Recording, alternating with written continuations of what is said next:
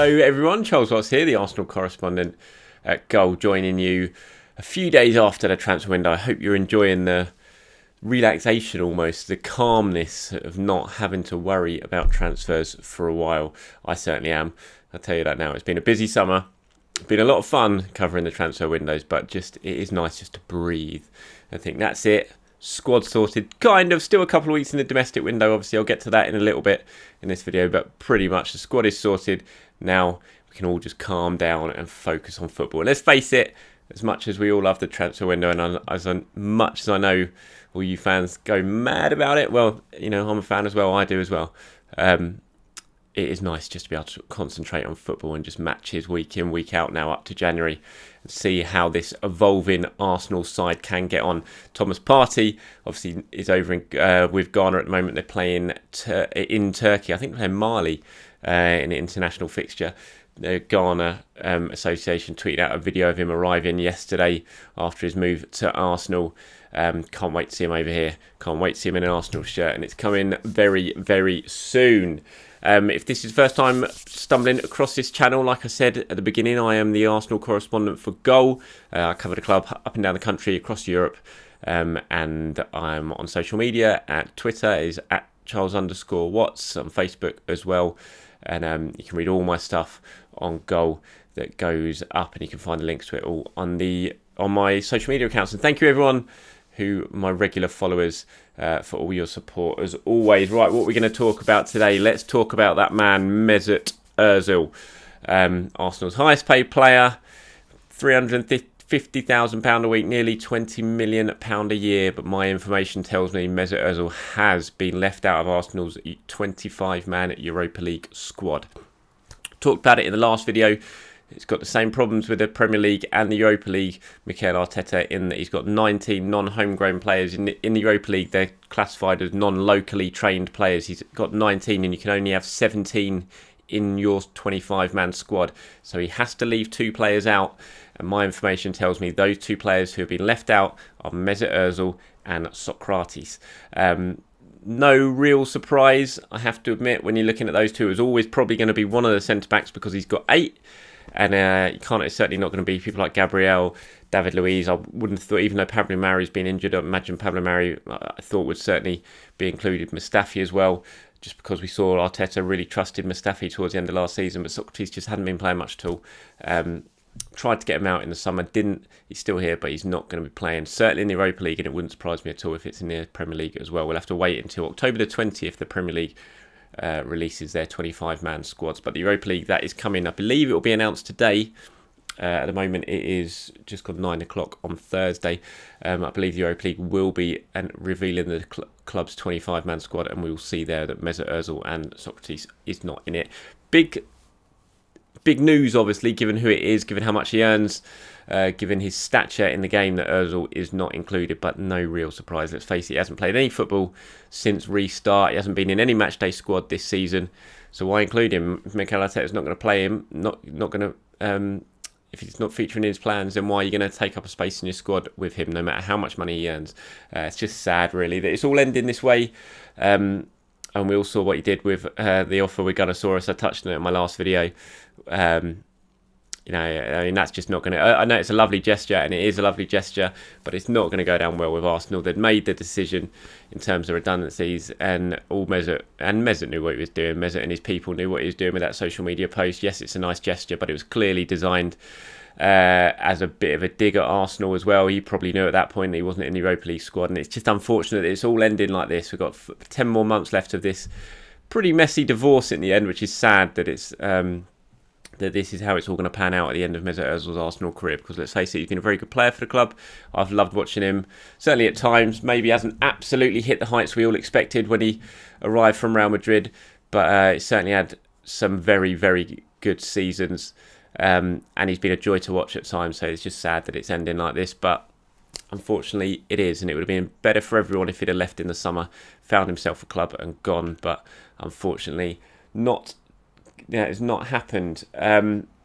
So Kieran Tierney, let's talk about Kieran Tierney now. It's another bit of news doing around at the moment that Kieran Tierney has been told to self-isolate for 14 days by the Scottish FA because he's been in what is deemed close contact with Stuart Armstrong, the Scotland international midfielder, who has tested positive for coronavirus. Now, obviously, Tierney is away at the moment on international duty with Scotland, and this is where this situation has emerged. Now, my information on this is that Kieran Tierney has had 3 negative COVID tests in the last week. 2 of those with Arsenal and 1 of those with Scotland after Stuart Armstrong's positive test.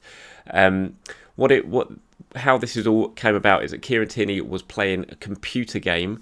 Him, Ryan Christie and Armstrong were playing a computer game in a hotel room together, and that is deemed as close contact. Now, Armstrong has since come down with a positive test, and so those people who are in the room with him are deemed as being in close contact. Now, Kieran Tierney, I understand, is very frustrated and disappointed at this all because he says, and he's informed Arsenal, that at all times he was adhering to social distancing, even in the hotel room, and they made a point of making sure that they were all quite a way apart from each other when they were playing. So he's a bit disappointed. Arsenal are searching kind of for clarity on the situation, because 14 days, if he does have to isolate for 14 days, that's going to rule him out of the game against Manchester City when he comes back, when Arsenal come back after the international break. Now, Arsenal obviously don't want to lose Kieran Tierney for that, so they're exploring what the possible rules are. At the moment, he's in Scotland. They're looking at getting him back down to London, either hiring a plane or hiring a private car, and bringing him back down to London, back into the Arsenal bubble. And they are trying to find out exactly what the situation is and what they can do and what the rules allow them. But for now, Kieran Tierney is in self-isolation in Scotland, and I will update you as much as I can on that situation if it changes, and if Arsenal can get him back down to London, and whether the 14-day rule that the Scottish FA believes he has to isolate for can in fact be relaxed if Arsenal can give him some more tests down here, and he provides a couple of negative tests. So that's one to keep an eye on. It's an interesting situation, and one that Arsenal aren't too happy with, and Kieran Tierney certainly isn't happy with. Trouble at Hale End, Arsenal's academy as well. We had a statement from Arsenal released last night about Hale End Academy. It's had to close because one of the members of staff there has returned a positive test from COVID. He has returned back from a foreign trip, and as a lot of the staff at Hale End they go through regular tests, and a positive test was returned yesterday at 5 p.m. Now, once that news came through that there was a positive test, Arsenal have sent out an email to all staff. They've closed Hale End today. The staff member in question was sent home straight into isolation, and I'm just looking at the statement now. And Hale End is closed for today, which is Thursday, October the 8th, for deep cleaning. And after Thursday, Arsenal say, we will review our coaching plans at Hale End accordingly, and will keep our staff, parents and young players fully informed. The health and safety of everyone on our sites is our paramount concern. No members of our men's or women's first team squads have been affected. Obviously, the first team squads, both the men and the women, do their training at London Colney, not at Hale End. So they haven't been affected by that. But the club are now going through CCTV from Hale End to see if there's anyone else who was in close contact with this staff member. It's just the perils at the moment of the situation we're in. I think especially as winter comes, we're going to see more and more in this. We're seeing it across Europe at the moment, seeing it happen a lot more regularity than it was before. And these are the sort of problems that are going to, unfortunately, going to rear their head every now and again throughout the winter. And clubs are going to have to try and get by as best as they can with this pretty horrible situation that we are all in at the moment. And obviously football can't avoid it, because football is just like anything else. It's just in the real world, and it's tough to avoid things like that in the middle of a pandemic. Last little bit on possible transfer news, maybe some outgoings. William Saliba, there is a possibility that he might end up joining a championship club before the end of the domestic transfer window, which is on October the 16th. Now, Saliba obviously was very close to joining St Etienne on the final day of the international transfer window. That deal was pretty much done. It was all agreed, but both clubs ran out of time to finalise it, which meant that Saliba stays in London. Now, Arsenal are trying to see if they're trying to weigh up whether or not to put him to the championship. Basically, what's going to be better for him, to keep him at Arsenal, keep him training, have his adjustment there, or send him out to the championship, get him the game times that Arsenal believe he needs before he's completely ready to have a crack in the first team at Arsenal. it's a tough one for me, just my opinion on it. It's a tough one. I'm just not sure the Championship's ideal. It'll certainly be a learning curve for him, but we know he's had personal issues that he's had to go through, so he's pretty emotional at the moment, understandably so. And I'm just not sure throwing him into the Championship when he's been playing in the top tier in France and playing very well last season. So to then suddenly find yourself in the Championship when you thought you were going to Arsenal to have a go at the first team, sort of psychologically, I'm not sure what that will do to Saliba, and I'm sure it's everything that Arsenal will be weighing up as well. Don't think Arsenal are ready to cut their losses on Saliba. They're not at all. They want him. They see him still as a very important player of this club, but they just feel he needs a proper transition before he gets to the standard that Arsenal require. And that transition is a season playing games. It didn't happen for him last season at St Etienne during his loan because he was injured. So they want him to play regularly, and that's what they have to decide now. Is it worth him going to the Championship? Is playing at that level going to do him good, or will it do him harm? And that's what they're having to weigh up between them right now. And that's about it for this video.